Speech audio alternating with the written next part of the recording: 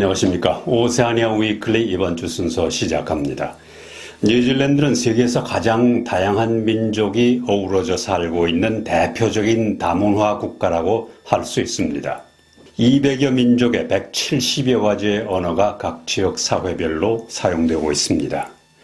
따라서 다양성 문제가 매우 중요하고 그래서 소수민족부라는 부서가 존재하고 있습니다. 지난 금요일 오클랜드 트러스트 어리나 회의실에서는 와이타켈의 에스닉 보드가 주최한 소수민족 회의가 열렸습니다. 이 자리에는 필 트와이포드 경제개발부 장관, 프리앙카 라하드 크리시난 소수민족부 장관, 그리고 맹푼 인종관계위원장 등을 비롯해 70여 명의 소수민족 대표가 참석했습니다. 매우 중요한 내용이 보고됐습니다. 다녀왔습니다.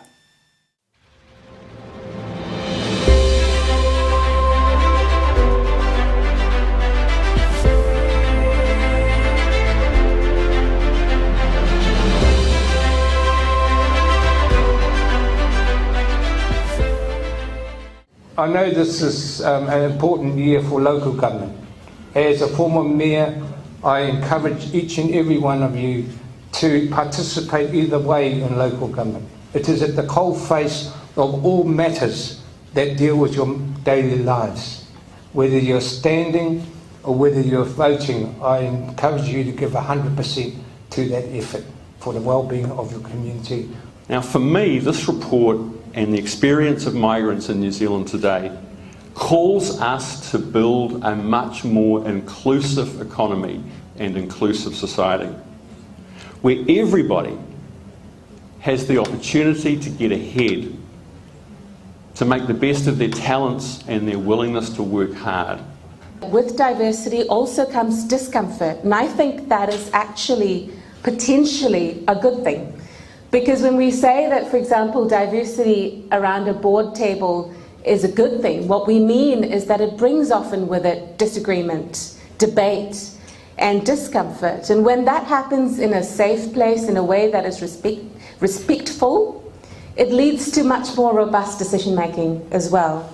Ethnic communities quite often focuses on very specific things, like we have more cafes and restaurants, or we have more diversity, but we're not getting the full wide picture of everything that happens.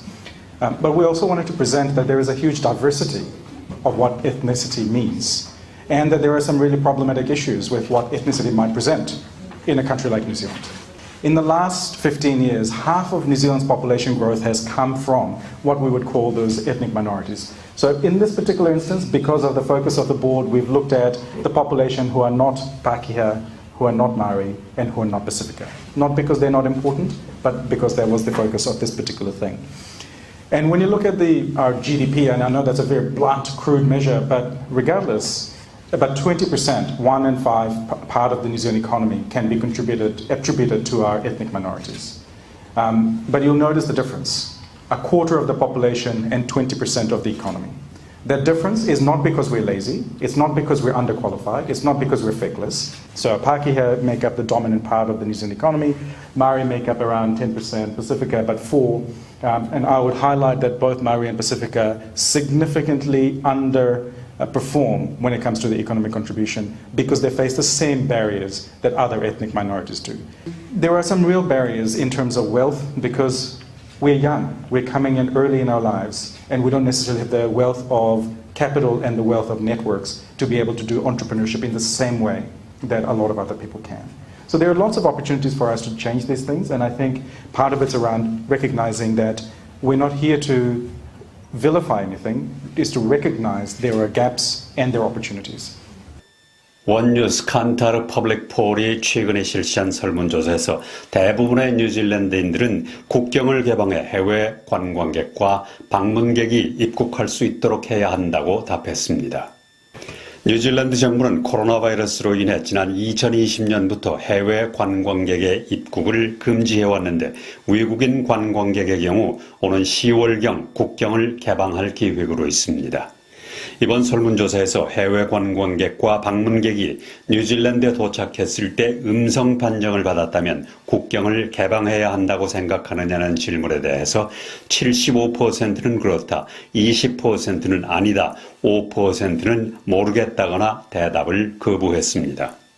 국경 개방을 원하는 집단은 연소득이 10만 달러 이상이 87%로 제일 많았고 야당인 액트당과 국민당 지지자가 대부분이었는데 남성이 78%나 됐습니다.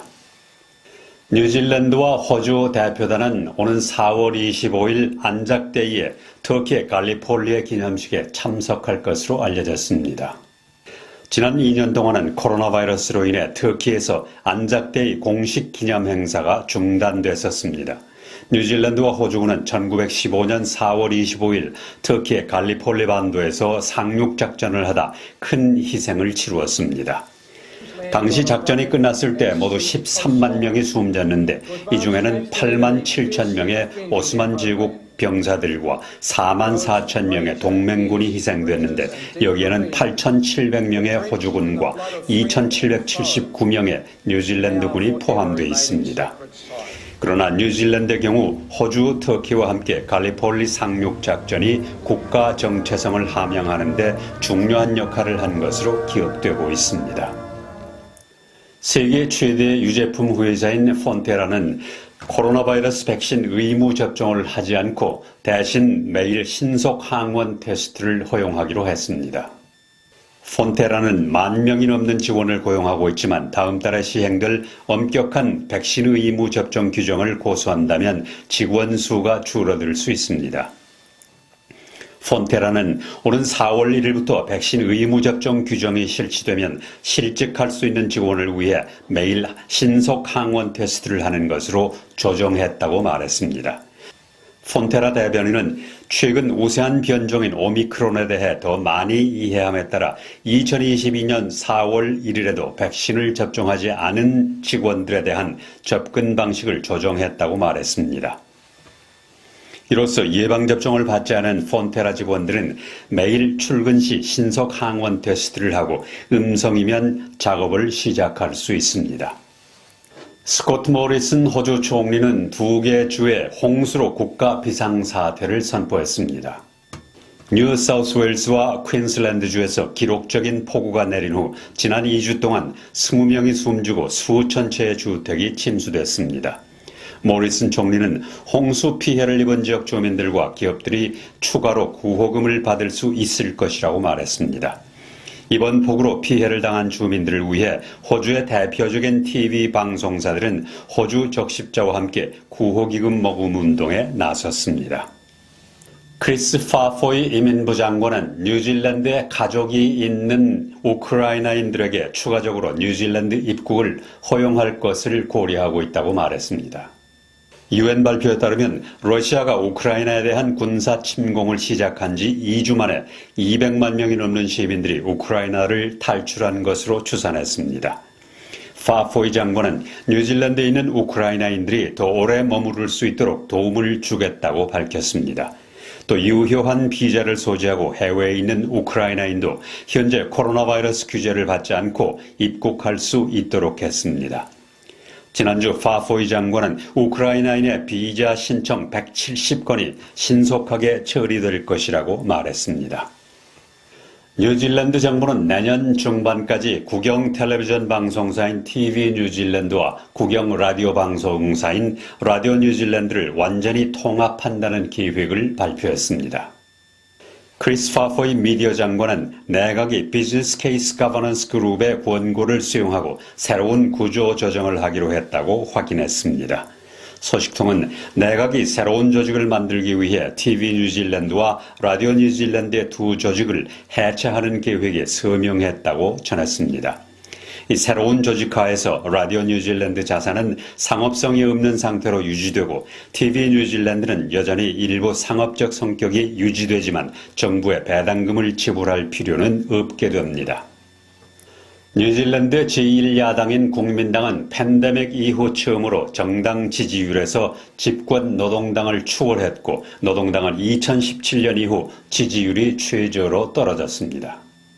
최근 웰링턴 국회 앞에서 격렬한 의무 백신 접종 반대 시위가 폭력으로 끝나고 수만 명의 뉴질랜드인이 오미크론에 감염되고 있고 러시아의 우크라이나 침공 등 여러 가지 복잡한 상황이 발생하고 있습니다.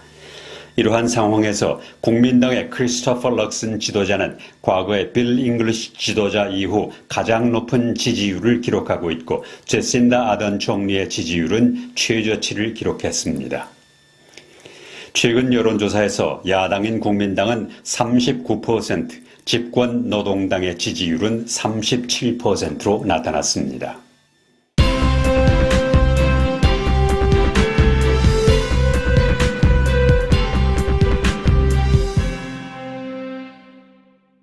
(3월 13일) 뉴질랜드의 신규 감염자는 14,494명으로 크게 줄어들었으나 8명이 숨져 하루 사망자로는 가장 많습니다.